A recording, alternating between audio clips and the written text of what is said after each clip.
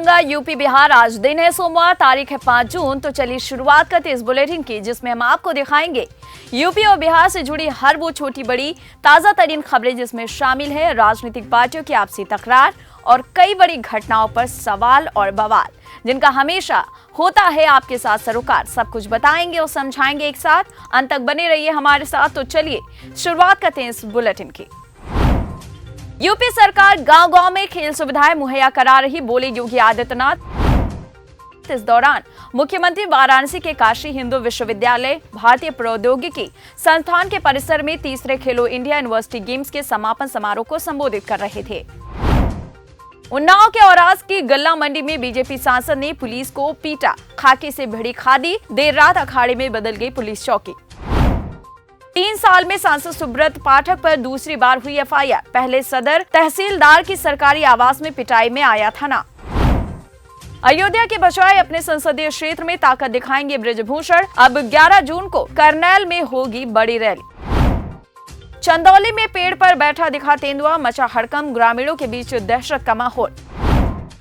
4 साल की मासूम से झोला छाप डॉक्टर ने की हैवानियत, लहूलुहान हालत में छोड़कर भागा। कुशीनगर से ये खबर। बस्ती में दर्दनाक घटना, सरयू नदी में स्नान कर रही 3 बालिकाएं डूबी, 2 की हुई मौत। यूपी के शस्त्र लाइसेंस बनवाने के मामले में गन हाउस मालिकों को बड़ा खेल, बिना सत्यापन खरीदे और बेच दिए विदेशी असलहे। G20 की बैठक में आगरा शहर को लगा बड़ा झटका, संवरने से रह गया शहर, वाराणसी को मिला मेजबानी का मौका। आयुष दाखिला घोटाले में फिर एक बार अकाउंटेंट का फर्जी खाता खोलकर काउंसलिंग से पहले लिया एडवांस, मेडिकल कॉलेज के संचालकों के कारनामे का हुआ पर्दाफाश। चंदौली में आरपीएफ ने 2 किशोरों को मुक्त कराया, बचपन बचाओ आंदोलन की टीम ने 9 किशोरों को बरामद किया। अलीगढ़ में भाजपा महानगर अध्यक्ष के सवालों पर खड़े हुए सवाल, ओजोन सिटी को लेकर एडीए को भेजा था पत्र। हाथरस में प्रशासन ने 3 कॉलोनियों को ध्वस्त करने के दिए आदेश, 29 को भेजा नोटिस। अगस्त में 1000 किलो इंडिया सेंटर्स की मिलेगी सौगात, केंद्रीय खेल मंत्री ने वाराणसी में किया ऐलान। अलीगढ़ में पृथ्वीराज चौहान का बोर्ड हटाने से क्षत्रिय समाज में आक्रोश, 15 जून तक नहीं लगा तो होगा धरना। नीतीश लालू पर बिखरे विजय सिन्हा और शिक्षा डेटा को बताया शर्मनाक। चिराग पासवान ने पीएम मोदी को भेजा पत्र, पीएम को विदेश में रह रहे प्रवासी बिहारियों की समस्या से कराया अवगत। शराबबंदी कानून में बार बार बदलाव पर भड़के सुशील मोदी, कहा नीतीश सरकार अमीरों पर मेहरबान। सीतामढ़ी में तेंदुए ने 2 लोगों को किया घायल, दहशत में ग्रामीण रेस्क्यू के लिए पहुंची वन विभाग की टीम। बालासोर रेल हादसे के बाद बिहार के यात्रियों के लिए सीएम नीतीश ने उठाया बड़ा कदम, 4 टीमें तैनात। उमस भरी गर्मी और लू को लेकर मौसम विभाग का अलर्ट, करीब 25 जिलों में 40 डिग्री से ऊपर तापमान रहा, तो वहीं अभी गर्मी से राहत मिलने की उम्मीद नहीं। बालासोर से बिहार पहुंचे यात्री बोले 32,000 देकर आए बिहार, तो घायल बोले लाशों के लिए और बड़ा हो रहा था खेल। स्वतंत्रता संग्राम एक्सप्रेस पर हुआ था पथराव, तस्करों को छुड़ाने के लिए यहां के लोगों ने बोला हमला।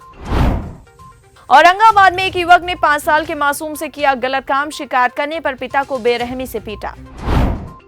अब विस्तार से करते हैं खबरों पर चर्चा।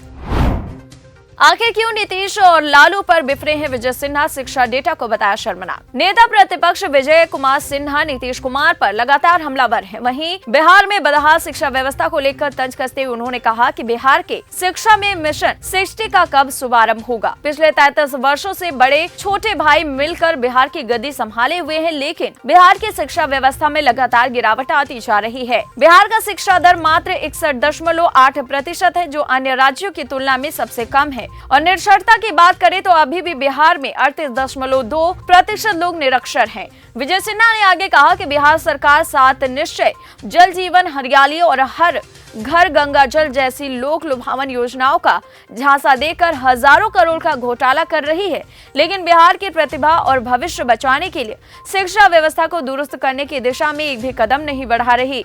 ऐसी सरकार का सत्ता में रहना बिहार के भविष्य के लिए आत्मघाती सिद्ध होगा। नेता प्रतिपक्ष ने कहा कि बिहार के लिए ये कितने शर्म की बात है कि रिपोर्ट के अनुसार यहाँ के 5वीं कक्षा के 57% बच्चे कक्षा 2 का पाठ भी नहीं पढ़ पाते और वहीं कक्षा 3 के 80% बच्चों का यही हाल है। बिना पढ़ाई कराए परीक्षा लेकर अघोषित कदाचार युक्त वाली सर्टिफिकेट देकर बिहार की प्रतिभा का हनन और भविष्य को अंधकारमय करने का खेल कब तक चलेगा।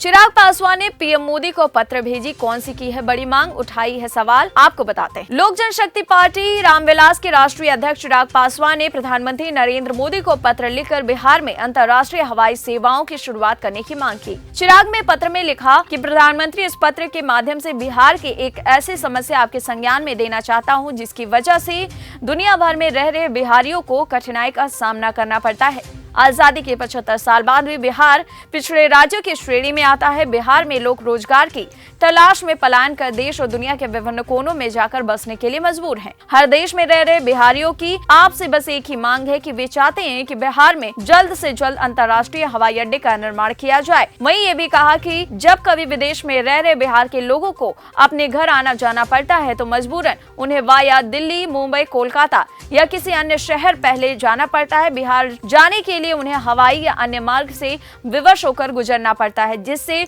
उन मध्यम वर्गीय प्रवासियों पर अनावश्यक आर्थिक बोझ बढ़ता है और समय की भी बर्बादी होती है। विवश होकर अधिकांश लोग चाहकर भी कई बार अपने घर नहीं आ पाते।